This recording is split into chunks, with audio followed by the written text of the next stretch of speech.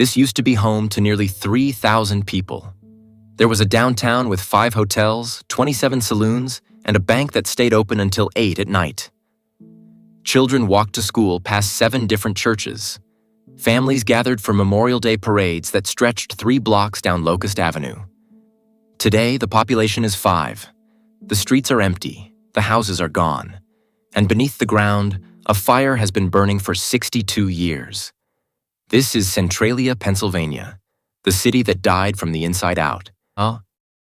Standing here today, you can trace the skeleton of what Centralia used to be. The street grid remains. Locust Avenue still runs east to west. South Street still intersects it at perfect right angles. But the houses are gone. In their place, you find rectangular patches of grass where foundations once sat. Concrete steps that lead to nothing. Sidewalks that connect empty lots to empty lots. The few buildings that remain stand like broken teeth in a skull. There is the old municipal building, abandoned and boarded up. A handful of houses scattered across what used to be neighborhoods, occupied by the last 5 residents who refused to leave. You can still see the painted lines in the street. Stop signs at intersections where no one stops anymore. Streetlights that illuminate nothing but weeds growing through the cracks in the asphalt. And everywhere, if you know where to look, steam rises from the ground. Thin wisps of vapor that betray the inferno still burning beneath your feet. The temperature down there can reach 1,000 degrees Fahrenheit. Hot enough to melt aluminum. Hot enough to crack bedrock. Hot enough to turn groundwater into steam that finds its way to the surface through fissures you cannot see. This is what remains of Centralia, a ghost town with a fever that will not break. In 1866, a man named Alexander Rea looked at this valley and saw opportunity. Not in what was above the ground, but in what lay beneath it. Anthracite coal. The hard, clean-burning coal that heated homes and powered industry across America. Rea founded Centralia and named it after the central mine of the Locust Mountain Coal and Iron Company. He knew that immigrants would come. Irish families fleeing poverty and persecution in their homeland. Men who understood hard work underground. Women who understood how to build community from nothing. They came by the hundreds. First the miners, then the families, then the businesses that served them both. By 1868, just 2 years after the town was founded, they had built St. Ignatius Catholic Church, the first institution, the gathering place, the spiritual center of a community that was putting down permanent roots in Pennsylvania soil. What nobody knew at the time was that Centralia was being born during one of the most violent periods in American labor history. The secret society known as the Molly Maguires operated in these very coal fields. Irish miners who used intimidation and violence against mine bosses and strikebreakers. The atmosphere was tense, dangerous.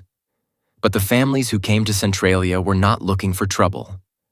They were looking for home. And that is exactly what they built. Street by street, house by house, generation by generation. By 1890, Centralia had become everything Alexander Rea had envisioned and more. The population peaked at 2,761 people. Not just a mining camp, but a real city. You could walk down Locust Avenue and count 5 hotels. The Grand Central Hotel, the American House, the Centralia House. Each one filled with traveling salesmen, mine supervisors, and visitors from other coal towns. There were 27 saloons, 27. In a town of fewer than 3,000 people. The miners worked hard and they drank hard, and Centralia was ready to serve them both needs.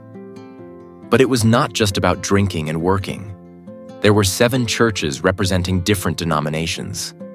Protestant, Catholic, Orthodox, a testament to the diversity of immigrants who had made this place home. There were 2 theaters where families gathered for entertainment, 14 general and grocery stores, a bank that handled the payroll for thousands of mine workers, a post office that connected Centralia to the wider world. This was a place where children grew up speaking their parents' native languages at home and English in the streets, where Friday night meant gathering at one of the hotels for music and dancing, where Sunday meant putting on your best clothes for church and then visiting neighbors afterward. You could be born in Centralia, attend school in Centralia, work in the mines around Centralia, marry someone from Centralia, raise your children in Centralia, and be buried in the Centralia cemetery. It was a complete world, self-sufficient, prosperous, alive with the sound of machinery and voices and children playing in the streets after school. May 27, 1962, Memorial Day weekend. The Centralia Borough Council hired 5 members of the volunteer fire company to clean up the town dump. It was routine municipal housekeeping. They had done it before. The dump was located in an abandoned strip mine pit on the edge of town. Standard practice was to burn the trash and then cover it with dirt. Simple, effective, safe. Except this time, something went wrong. The fire found its way to an exposed coal seam in the abandoned mine. What had been a controlled burn became something else entirely. An underground fire that spread through the interconnected network of coal mines beneath Centralia. The same mines that had made the town prosperous now became its death sentence. For the first few years, people noticed the odd warm spots in their yards. Steam rising from the ground on cold mornings. The borough tried to fight it. They excavated. They flooded the mines with water. They built clay barriers to contain the fire. Between 1962 and 1978, they tried everything. Nothing worked. The fire burned through an estimated 3,700 acres of underground coal seams. It created its own weather system, toxic gases, carbon monoxide, carbon dioxide, temperatures that could crack foundations and buckle roads. What began as routine Memorial Day cleanup became an environmental disaster that would consume a town. The fire found fuel that would last for centuries. And Centralia, built on coal, began to burn from the inside out. For nearly 20 years, the people of Centralia lived above a fire they could not see but could not escape. They felt it in their basements. Furnace rooms that stayed warm even in the dead of winter without any heat turned on. They smelled it in the sulfur that seeped through their floorboards. They saw it in the dead patches of grass in their yards where nothing would grow. But it was not until February 14th, 1981, that the full horror became clear. 12-year-old Todd Domboski was walking in his grandmother's backyard when a sinkhole suddenly opened beneath his feet, 4 feet wide, 150 feet deep, filled with carbon monoxide gas measuring lethal levels of 1,000 parts per million. His 14-year-old cousin Eric Wolfgang grabbed his arm and pulled him back from the edge. Todd Domboski nearly fell into hell. And that image of a child almost dying in his grandmother's backyard finally brought national attention to what was happening in Centralia. Congress appropriated $42 million in 1983 for resident relocation. The program was voluntary. Families could sell their homes to the government at pre-fire fair market value and start over somewhere else. Or they could stay and fight. The decision tore the community apart. Neighbors who had lived side by side for generations found themselves on opposite sides of an existential question. Do you abandon your ancestral home or risk your life to preserve it? Most chose to leave. The population dropped from approximately 1,400 residents in 1980 to just 63 people by 1990.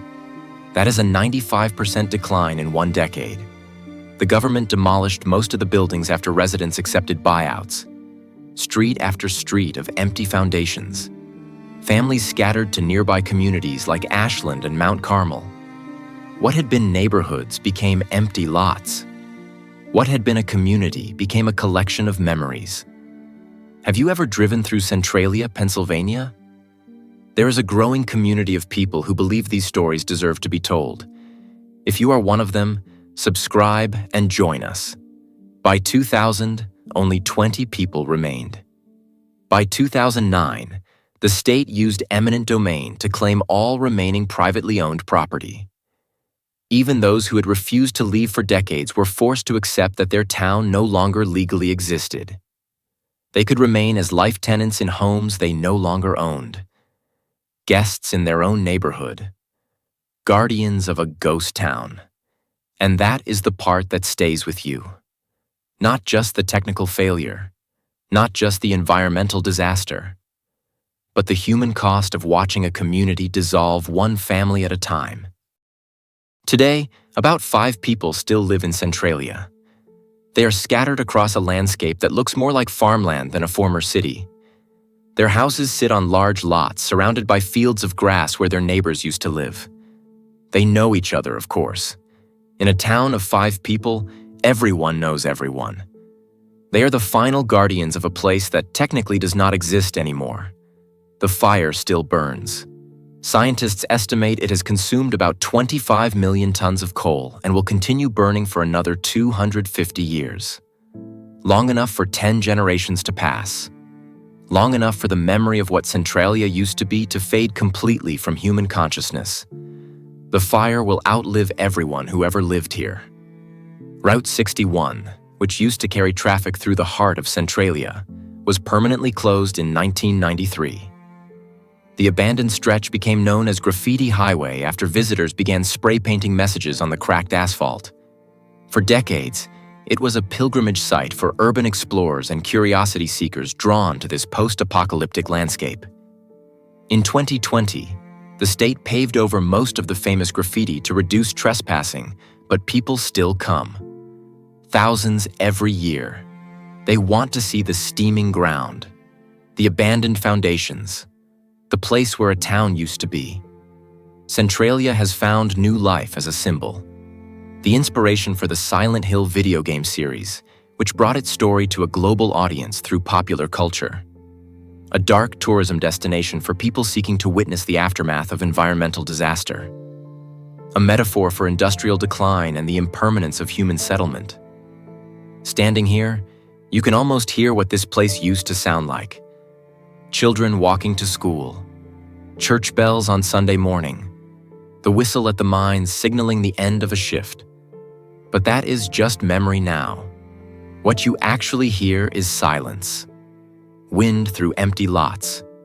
And if you listen carefully, the faint hiss of steam rising from the ground. Places remember. Even when people forget, Centralia remembers what it used to be, even as it burns away from the inside out. Remember, this video is for educational purposes only. Always do your own research. If you found this story worth telling, subscribe to join our community. And let me know in the comments, what other American places deserve to have their stories preserved before they are gone forever?